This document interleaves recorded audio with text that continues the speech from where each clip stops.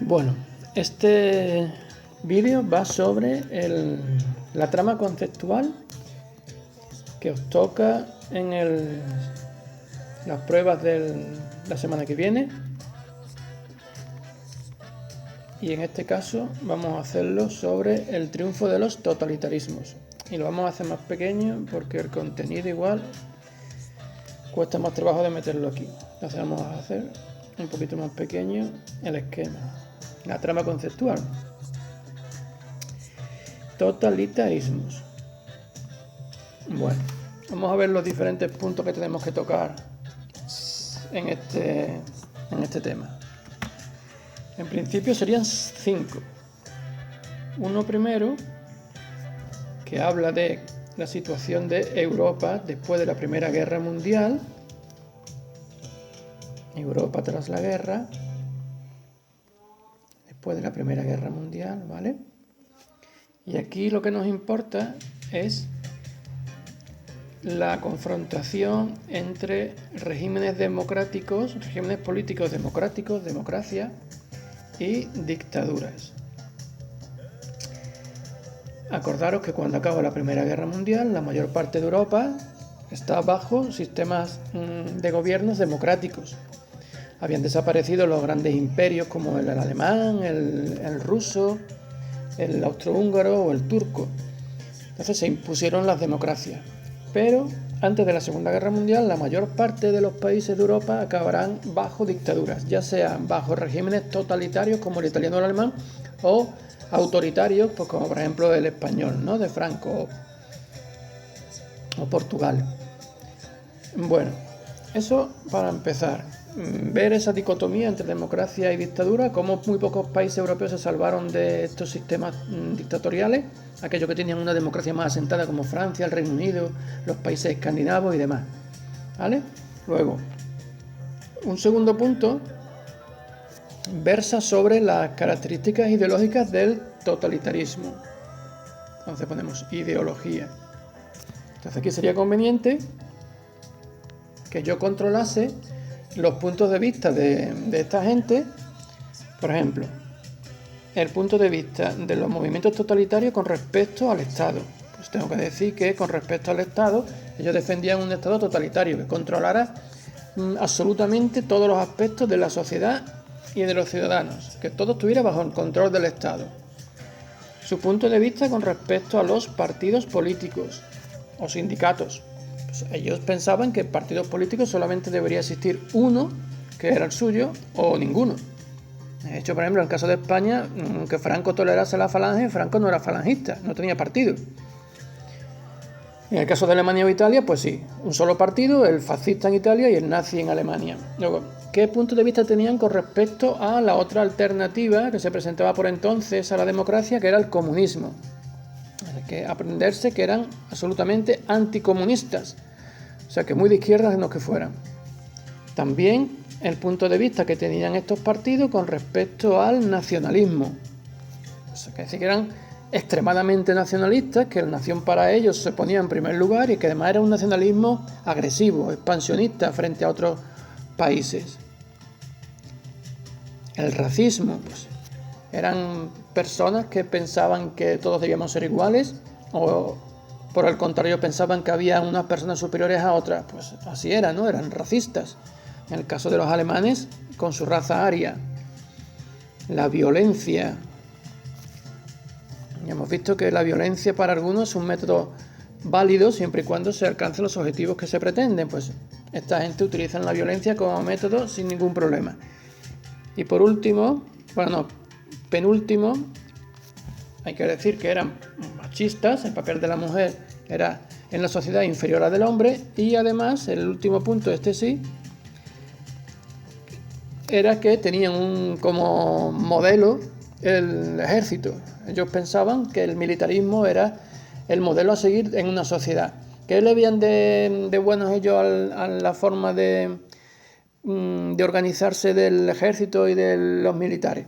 Pues la obediencia, ¿no? La gente tiene que ser obediente, el orden que establece el ejército, la jerarquía, este tipo de cosas, que ellos veían como algo muy válido para aplicar a todo, no solamente al ejército. Bien.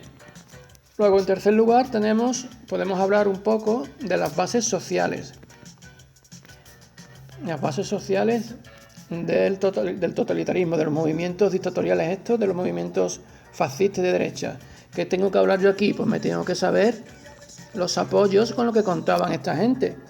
Acordaros que hay que nombrar primero que los apoyos fueron minoritarios al principio, pero que poco a poco esto se fue extendiendo hasta convertirse en movimientos de masas. Y que los apoyos le venían de todas partes, tanto de las clases sociales más altas, de la gente del capitalismo elitista, hasta el mundo obrero, ¿vale? Incluyendo ahí las clases sociales medias también. Vale, y ahora la parte central del tema sería, por un lado, hablar del caso italiano y por el otro lado, hablar del caso alemán, que fueron los dos países donde el totalitarismo se impuso, uno con el fascismo y otro con el nazismo, que no es más que una forma de fascismo. Vale, ¿qué tengo que decir yo en cada caso? Pues empezando por Italia, tendré que hacer referencia a cómo estaba Italia antes de que triunfara el fascismo, antes del fascismo, es decir, después de la Primera Guerra Mundial. El fascismo triunfa porque las cosas no estaban bien, y hay que acordarse de los problemas que tenía Italia después de la guerra. ¿Cuáles eran esos problemas? Bueno, pues los más importantes eran los económicos. Había de otro tipo, como el hecho de que quedara en Italia la sensación de que los aliados no habían sido justos con ellos porque no cumplieron sus promesas de cuando Italia participó en la Primera Guerra Mundial, que ellos aspiraban a obtener unos territorios que no se les dieron, ¿vale? Esto que se llama el irredentismo. Pero sobre todo eran temas económicos. La crisis de posguerra en Italia fue muy dura y entonces hubo movimientos de protesta del mundo obrero que hicieron que los propietarios de tierras y los propietarios de fábricas empezaran a temer que podía ocurrir en Italia algo parecido a lo que ocurrió en Rusia, triunfo del comunismo, y entonces estuvieron dispuestos a escuchar a voces como la de los fascistas. Bueno, un segundo punto importante es hacer referencia a la marcha sobre Roma. Marcha sobre Roma, que ocurrió en 1922. ¿Vale? De la marcha sobre Roma nos interesa porque es el acontecimiento clave que explica la llegada de Mussolini al poder, la llegada de los fascistas al poder en Italia. Y aquí jugó un papel muy importante Víctor Manuel III, acordaros, el rey de Italia. Así que cuando Mussolini se hace con el poder, porque Víctor Manuel III le ofrece ocupar la presidencia del gobierno, empieza una etapa que llamamos el parlamentarismo, es decir, los fascistas controlando el parlamento. Pero el objetivo de esta etapa no es más que llegar a la dictadura. Así que tendremos que hablar también de la dictadura y de las diferentes políticas importantes que se llevaron a cabo. Pues podemos nombrar, y voy a pasar aquí, los pactos de Letrán, acordaros, con el Vaticano. Podemos nombrar la política educativa, el control social, empezando por los menores. Y por último, la política económica, esas batallas que se hacían, entre comillas, para los logros económicos de la dictadura, centrándose cada vez en un aspecto. ¿Vale? Una vez que tengamos controlado Italia, nos pasamos a Alemania y hacemos una estructura parecida. Hablamos lo que había después de la Primera Guerra Mundial, es decir, antes de que triunfara el fascismo. Tenemos que hablar antes del nazismo. Perdón, que me quedo sin sitio.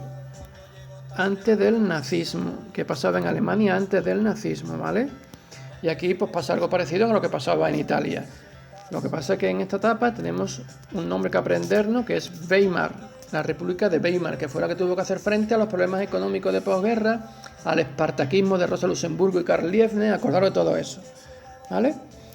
Y cuando llega la crisis del 29 y se extiende a Alemania, la democracia de la República de Weimar es incapaz de hacer frente al problema y eso posibilita que lleguen los nazis al poder. Y los nazis llegan al poder iniciando una etapa parlamentaria porque Hitler había cambiado la táctica y pasó de dar golpes de Estado a presentarse a las elecciones. Aquí tenemos que hablar de cómo en 1933 Hindenburg le ofrece la Cancillería a Hitler y entonces empieza su etapa parlamentaria, cuyo único objetivo es convertir a Alemania en una dictadura. Si os dais cuenta, el proceso es muy parecido al de Italia. Cuando hablemos de la dictadura nazi, aparte de contar los pasos que le llevaron a ella, cómo pasaron legalmente de un sistema democrático a una dictadura a través de unas medidas excepcionales por culpa del incendio del Reichstag, y considerar que Alemania estaba en peligro y que por lo tanto había que crear una situación extraordinaria donde se podía gobernar sin que el Parlamento aprobara lo que se gobernaba, etcétera, ¿vale? Una vez que ya tienen controlado todas las instituciones políticas, pues hay que hablar de el sistema que tenían de propaganda, dirigida por Goebbels, ¿os acordáis de eso? También tenemos que hablar de la política económica, que es fundamental,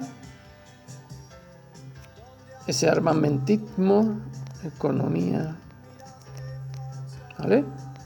El armamentismo de los nazis, y bueno, eso que era parte de su política económica junto con las obras públicas y que no fue suficiente, en fin. Y también que no se nos olvide hablar de su antisemitismo y del Holocausto, esa decisión de eliminar a los judíos, ¿vale? Nos ha quedado un poquito aquí todo pegotonado, pero espero que os sirva y os aclare un poco las ideas de cara a las pruebas, ¿de acuerdo?